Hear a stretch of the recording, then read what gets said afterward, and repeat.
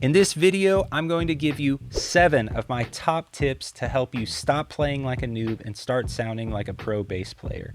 And let me tell you, you're gonna wanna stick around for number 7 because it is the simplest thing that you can change that will instantly make you sound more professional. You're not gonna wanna miss it. Let's do this. Number 1, follow the kick drum. Maybe you've been ignoring the drummer for years. I get it, they're loud. I can say that because I am one. The kick drum is the thing that you need to be paying the most attention to as a bass player. If you're coming from guitar, you might just think maybe I should be playing 8th notes, and you're completely skipping out on one of the most important fundamentals of being a bass player, and that is following the kick drum. Let me give you a quick example of that.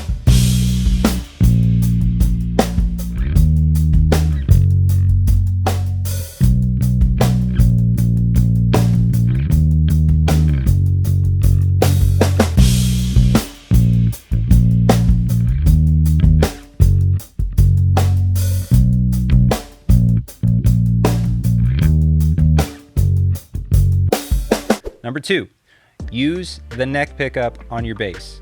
If your bass has a neck pickup, if you only have a bridge pickup, well then use the fattest sound that you can find. Unless you're Jocko, stay away from the bridge pickup, or at least do bridge and neck together. You get a way more full sound, and most of the time that's going to keep you in the sweet spot, kind of in between the low notes of the kick drum and the low notes of the piano. So right in between there. As far as frequencies are concerned, that's a good place to start. Number 3, use the low notes. I can't tell you how many times I see guitarists that are transitioning into bass and they want to hang out kind of halfway up the neck and in the high strings. The majority of the time, I'm going to tell you to gravitate towards the E string, the A string, and then keep stuff, for the most part, try to stick 7th fret and under is probably a good place to start. The reason that's important is because don't forget, this is a bass instrument. Don't be camping out all up in the high strings because you're not going to be sitting in the mix the way you should. Gravitate towards the lower notes on the E and the A string. Number 4, don't use the low notes.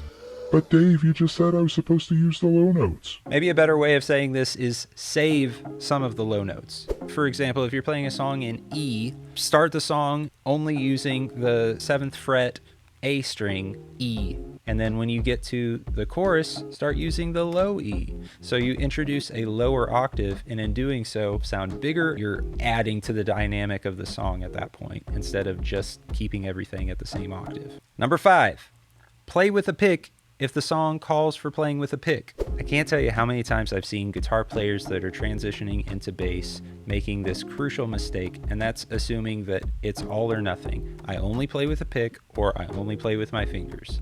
I've seen a lot of guitar players that aren't comfortable playing with their fingers that say they're just going to play with a pick the whole time, and that doesn't get the right tone for a lot of the songs that you're going to be playing.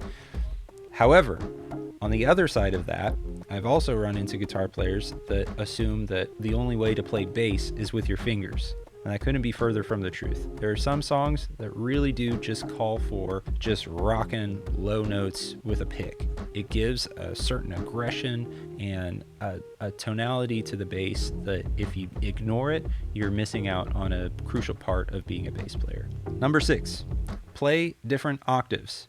One thing that a lot of pro bass players do to make a simple song sound more exciting is they will move what octave that they're playing certain notes in. A really great way of doing this, I call it the AABA. If you're playing a 4-chord progression and you play it 4 times, the first 2 times, play everything in the same place. The 3rd time, you add a change up. Put one note up an octave higher than you've been playing it, maybe the lowest note in the phrase. And then on that 4th time, you return back to the first position that you were playing everything in. This really does make a big difference and makes things keep moving. This is like a 1-5-6-4 in the key of E.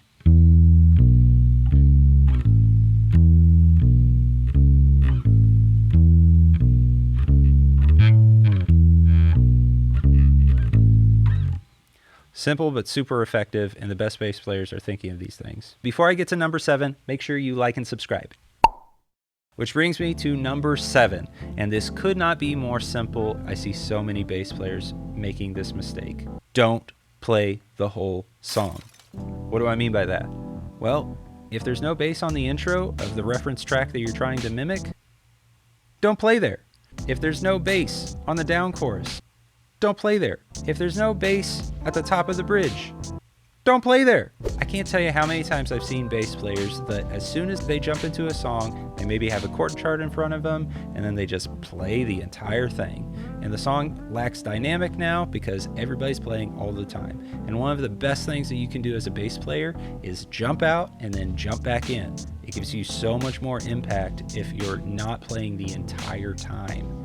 And this is so simple, but people skip over it all the time. The reason this could be is because people are listening to these reference tracks just on their phone or their laptop, and they're really not getting a reference for, is there bass on this section or is there not? Get a good pair of headphones, a good pair of monitors, something that you can listen to the songs and hear when bass is in and when bass is out, and then mimic that. It makes such a big difference for you to only be playing the sections that you need to be playing.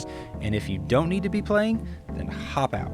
It will instantly make you sound more professional because you were actually paying attention to the ins and outs of the song. Thanks so much for watching. Don't forget to like and sub.